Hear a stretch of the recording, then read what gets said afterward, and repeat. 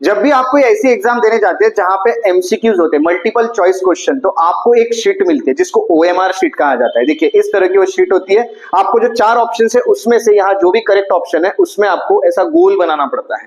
तो यहाँ पे आप राउंड बनाएंगे, इसको फिल करेंगे जो भी सही ऑप्शन है। तो ये करते वक्त बहुत सारे लोग बहुत सारी गलतियां कर जाते हैं।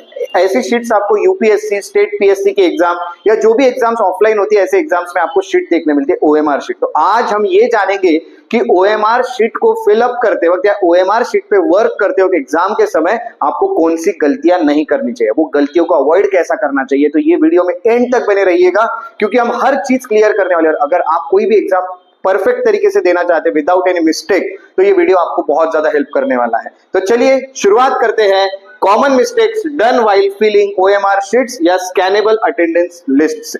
सो ये जो आप देख रहे हैं ये एक ओएमआर शीट है। ओएमआर शीट में यहाँ पे सेंटर नंबर, ये यूपीएससी की ओएमआर शीट है। यहाँ पे सेंटर नंबर होता है, सब्जेक्ट का नाम, आपके बुकलेट के सीरीज का नाम, यहाँ पे सब्जेक्ट कोड, रोल नंबर लिखना होता है। आपका जो भी आपको ऑप्शन करेक्ट लगते हैं जो भी क्वेश्चन के, वो यहाँ पे आपको यहाँ पे उस पर राउंड करना है, फिल करना है ये पूरे इसको। तो ये पूरी प्रोसेस कैसे करनी है ये पूरा अब हम पढ़ने वाले हैं। तो देखिए हम लोग क्या क्या गलती करते हैं। सबसे पहले तो आप जब आपके पास जो भी क्वेश्चन पेपर आता है, क्वेश्चन पेपर के ऊपर एक सीरीज लिखी जाती है। क्वेश्चन पेपर 4 सीरीज जो अगर देखेंगे तो 4 आपको देखने मिलता है, ए बी सी डी ऐसे 4 सेट होते हैं। तो जो ए जिसका बुकलेट सीरीज है उसको यहाँ पे ए लिखना है और ए में ए पे ही आपको राउंड करना है। देखिए ए पे राउंड यहाँ किया गया है। गलती क्या होती है, हम यहाँ ए लिखते हैं और यहाँ सी बी या डी पे यहाँ पे राउंड करते हैं। ऐसा अगर आप करते हो तो आपकी आंसर शीट जो है ये चेक नहीं होगी और आप डायरेक्टली डिस्क्वालीफाई हो जाएंगे एग्जाम से। तो ये पहली गलती है जो हमें नहीं करनी है। जो आप सीरीज नंबर लिखे वही सीरीज को यहाँ पे राउंड करना है, दूसरे किसी को नहीं, ये आपको याद रखना। दूसरी गलती जो लोग करते हैं, कैंडिडेट करते हैं, वो क्या है, वो गलती ये है कि आप यहाँ पे कुछ भी ना लिखे। यानी आप यहाँ पे अगर आपने गलती से यहाँ पे ऐसा समझ जाइए कि यहाँ मेरा अगर बुकलेट सीरीज ए था, मैंने यहाँ ए लिखा और ए पे मैंने राउंड किया, ये एक बात अलग होती है। बट यहाँ पे क्या किया गया है कि ना उस कैंडिडेट ने यहाँ पे ए लिखा और ना ही बुकलेट सीरीज पे कुछ उसने राउंड किया, ये एक गलती है। ऐसा आपको बिल्कुल नहीं करना है। अगर आप ऐसा करते हैं तो आपका जो भी स्कोर है वो तो आपको मिलेगा ही नहीं, क्योंकि आप डायरेक्टली डिस्क्वालीफाई हो जाएंगे और आपका पेपर चेक भी नहीं होगा। उसके बाद जो एक और आपको मिस्टेक देखने मिलती है वो अगली, जब भी आप कोई भी एग्जाम दे तो वो क्वेश्चन पेपर पे सब्जेक्ट का कोड लिखा होता है। हो सकता है जो पेपर 1 था, जैसे यूपीएससी में जाए तो यूपीएससी के प्री में 2 पेपर होते हैं। पहला जो होता है वो जनरल स्टडीज का पेपर होता है, दूसरा जो पेपर होता है वो सीसैट का पेपर होता है। तो दूसरा जो सब्जेक्ट आप जब सीसैट लिख रहे हैं तो उसका कोड 02 होता है, पहले इसका 01 रहेगा। तो यहाँ पे आप सब्जेक्ट का कोड 02 लिखते हैं। 02 लिखने के बाद 0 के लाइन में नीचे आना है और ये 0 नंबर पे ही आपको राउंड बनाना है, ठीक है, फर्स्ट इसमें। और सेकंड इसमें जो 2 लिखा है उसमें आपको 2 पे आके ही राउंड बनाना है। उसके बाद आप अपना रोल नंबर लिखिएगा, जैसे एग्जांपल के तौर पे इन्होंने दिया है 08148485।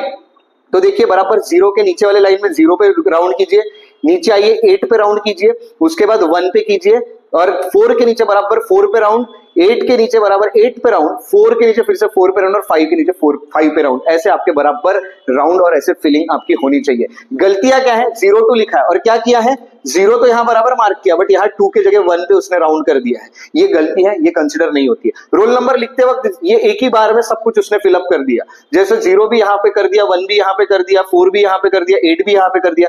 ऐसे अगर आप करोगे तो ये गलतियां रहेगी। आपको बराबर उस नंबर के सामने एक ही पूरे जो लाइन है उसमें एक पे ही आपको मार्क करना है, ठीक है, ये आपको याद रखना है, ये गलती आपको नहीं दोहरानी है। दूसरा, जब भी हमारे हाथ में ओएमआर शीट आती है, ऐसे टाइम पास कुछ लोग करने लगते हैं, उनको लगता है कोई काम नहीं है, क्या करूं, मुझे वैसे भी कुछ आ नहीं रहा है। तो आप क्या करते हो, जितना आया उतना ठीक, बाकी बैठे हो यहाँ पे कुछ लिख दिया। या फिर हम ज्यादा थोड़े से रिलीजियस चीजों पे सोचने लगते हैं। हम यहाँ पे जैसे कि रिलीजन कुछ सिंबल्स लिखे, यूपीएससी ने प्रोवाइड किया हुआ एक पेपर है जो मैं आपको बता रहा हूँ, जैसे यहाँ पे ओम लिख देना, या फिर यहाँ पे कुछ, यहाँ पे देखिए ये राउंड और ये जो लाइन है इसको कोई तो भी ऐसा जोड़ते बैठा, यहाँ पे कुछ डिजाइन बना दी, ये सब अलाउड नहीं है। ये जो जगह है ना, यहाँ पे आपको कुछ लिखना नहीं होता है, ये जगह पे आपको कुछ लिखना नहीं है, ये जगह पे आपको कुछ भी नहीं लिखना है। ओएमआर शीट पे यहीं पे आपको फिलअप करना है अपने डिटेल्स। उसके अलावा जैसे यहाँ पे देखिए उन्होंने क्या किया कि यहाँ पेंसिल से कुछ राउंड कर दिया, ये मिटा दिया, ये मिटा दिया, ये सब नहीं करना है।